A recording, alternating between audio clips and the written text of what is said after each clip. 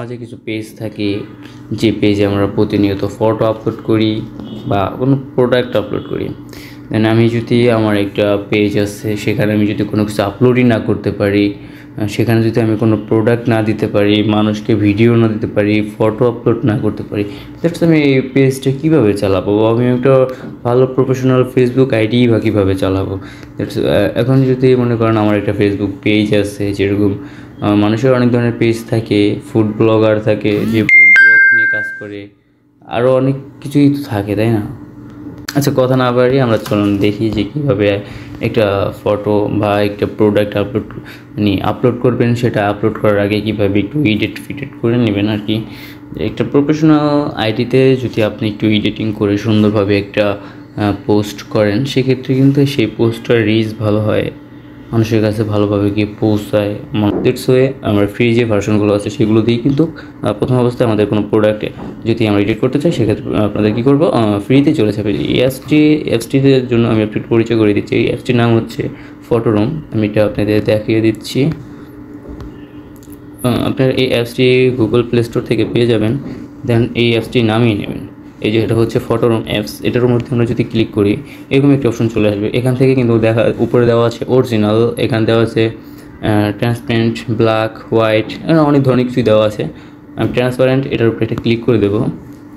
এটার উপরে ক্লিক করে দেওয়ার পরে আমার কাছে যে প্রোডাক্টের ফটো আছে, যেরকম হচ্ছে আমার কাছে একটি অ্যাওয়ার প্রোডাক্ট আছে, যে এটার উপরে আমি এটা ক্লিক করে দেবো। এটা কিন্তু অটোমেটিক ব্যাকগ্রাউন্ড রিমুভ হয়ে যাবে। ফ্রেন্ডস, এখানে কিন্তু ব্যাকগ্রাউন্ড অটোমেটিক রিমুভ হয়ে গেল। দেন এখানে এটা হোয়াইট চলে আসবে। যেরকম আমি এখান থেকে এটা প্রথম আমার এডিটিং ভালোভাবে করার জন্য আমি এটা কী করবো, অ্যাড ব্যাকগ্রাউন্ড, এখান থেকে আমি একটা যে কোনো কালার সিলেক্ট করে দেবো। যেরকম ব্ল্যাক দিতে পারি, হোয়াইট, এরকম একটা যে কোনো কালার আপনি দিয়ে দেবেন প্রথম অবস্থায় এডিট করার জন্য। বাট আমি এটা এখানে রাখবো না, আমি প্রোডাক্টটাকে এই জায়গা থেকে ডিলিট করে দেবো। দ্যাটস এখন আমার এটাকে ব্যাকগ্রাউন্ডটা এডিট করতে একটু সুবিধা হবে। আমি কী করবো, এখান থেকে নিচে চলে যাব, এই অপশনটার উপর ক্লিক করবো, এটার উপরে ক্লিক করবো। যেহেতু এটা ফ্রি আছে, আমার এটা ক্লিক করলে কোনো সমস্যা হবে না বা এটার জন্য আমার কোনো বিল পে করতে হবে না। আমি এখান থেকে এই কালার দিয়ে দিলাম, বা রেড, ইয়েলো, এই কালারটাও দিতে পারেন, আপনার যেটা খুশি। এটাকে আমি হালকা একটু বাঁকা করে দিলাম যাতে দেখতে ভালো লাগে। দেন আমি পিছনের কালারটা এরকমই রাখবো। এখন কী করবো, এখন আমি ওই প্রোডাক্ট এই জায়গায় অ্যাড করে দেবো।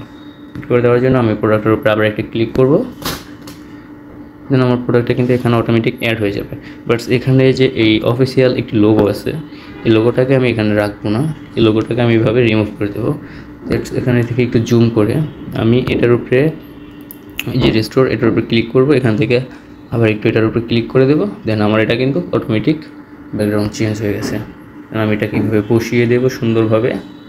আর এখান থেকে এটাকে বসিয়ে দেওয়ার পরে আপনি কি করবেন, এখান থেকে একটু শ্যাডো দিয়ে দেবেন।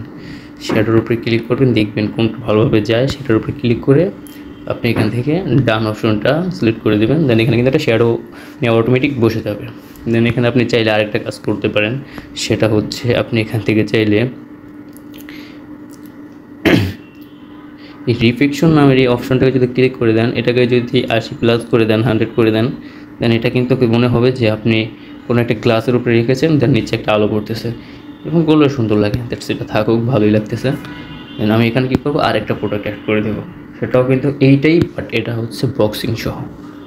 দেন এটাকে অটোমেটিক ব্যাকগ্রাউন্ড এর মাধ্যমে চেঞ্জ করে এটাকে এইখানে সুন্দরভাবে সেট করে দেবো।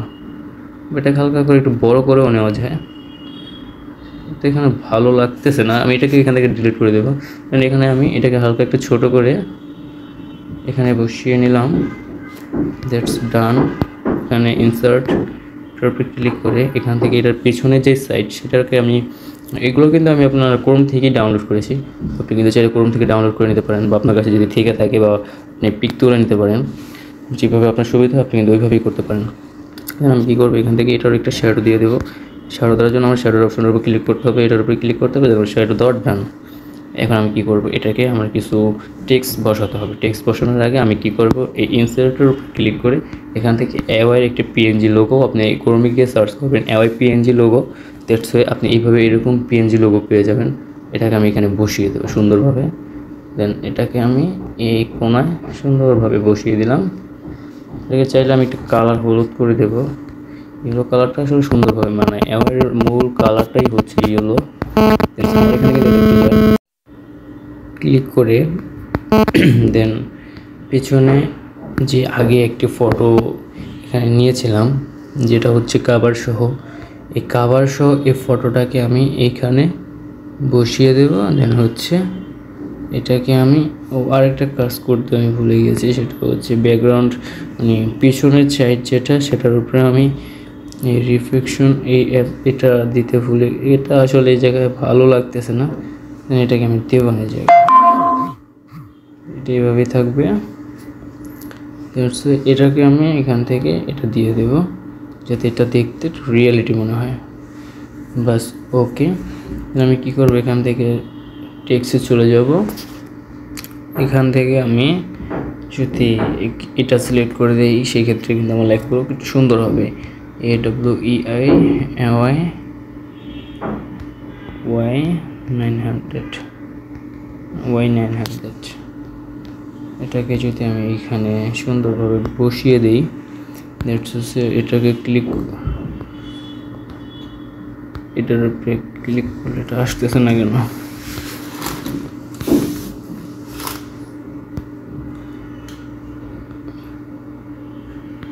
ব্যাস এটাকে যদি আমি এইভাবে এখানে দিয়ে দিই, এটাকে এইভাবে সুন্দরভাবে আপনি সেট করে দেবেন।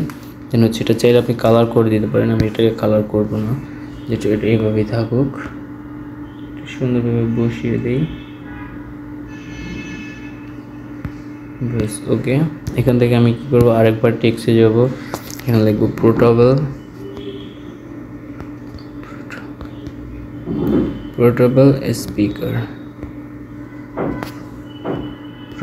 স্পিকার, এটাকে আমি হোয়াইট করে দেব,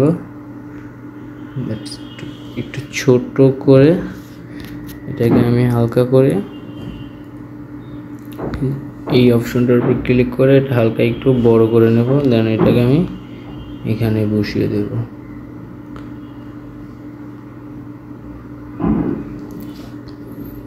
আমার এটা এডিটিং করা কিন্তু প্রপারলি ক্লিয়ার। এখানে আর আমি কিছু করব না, যেহেতু আমি আমার নিজের কোনো লোগো দিচ্ছি না, নিজের কোনো ফোন নাম্বারও দিচ্ছি না। আপনি কিন্তু চাইলে এখানে আপনার ফোন নাম্বার, আপনার লোগো বা আপনার হোয়াটসঅ্যাপ আইডি বা আপনার ক্রোমের যে ওয়েবসাইট থাকে সেই ওয়েবসাইট এখানে অনেক কিছু বসিয়ে দিতে পারেন আপনার নিজের মতো করে। তো এইভাবেই আপনি একটা চাইলে প্রফেশনাল ফটো এডিটিং করতে পারেন। যেহেতু আপনি নতুন এডিট করছেন সেহেতু আপনাকে সাবস্ক্রিপশন নিতে হবে না, আপনি কিছু অ্যাপস আছে যেগুলো তো ফ্রিতেই এডিটিং করা যায়, সেই অ্যাপসগুলো ফলো করবেন, সেগুলো দেখে করবেন। এরকম ভিডিও পাওয়া যায়, সেই ভিডিও দেখে শিখবেন।